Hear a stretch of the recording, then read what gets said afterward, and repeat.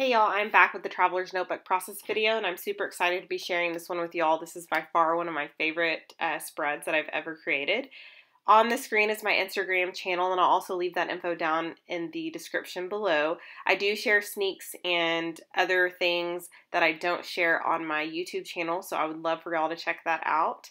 I also shared a couple of different sneaks of this project on my Instagram stories yesterday. So I am starting off with my Traveler's Notebook my insert from Michaels, and I've mentioned this before, but I do really love their inserts so far. I've only decorated, I think, like one page, and this is my second one, so I've done two total. And I also want to mention that in my DIY embellishments Instagram posts, I think, if I can remember correctly, the most recent one that I posted a couple of days ago, I had a comment about whether or not I use these embellishments in Traveler's Notebooks, and of course I do, or I am going to now, and so I'm sure I have in other spreads, I just can't exactly remember, but I am using some of my newest creations from my DIY embellishments series more recently. So as you saw, I added a tag that I created in my planner DIY embellishments video, so that I took different types of planner inserts and I created just some fun different pieces of ephemera, tags, project life cards, and things like that. And I have the January, one of the January calendars from one of the inserts punched out with a circle, and I added that onto the tag. And then I added some vellum journaling right on top. I pre-printed that.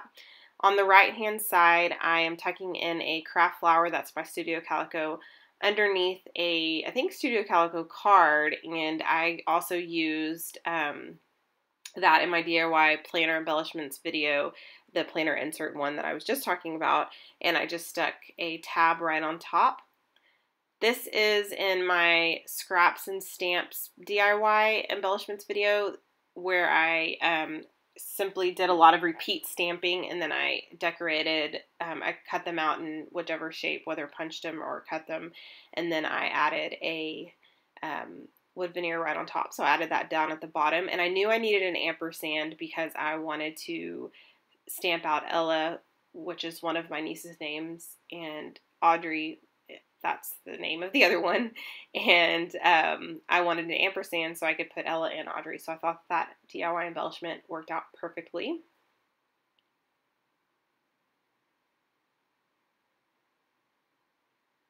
I'm using a stamp set by Creative Retreat, I believe, and I got this, it's probably been maybe a year and a half or 2 years now, and I absolutely love this stamp set. It is photopolymer, and it has an outline, and it has a solid, and I'm using just the outline for this one. I love the look of it, but I do change it up from time to time, and I use these, I think I've used these quite a bit in my Project Life spread.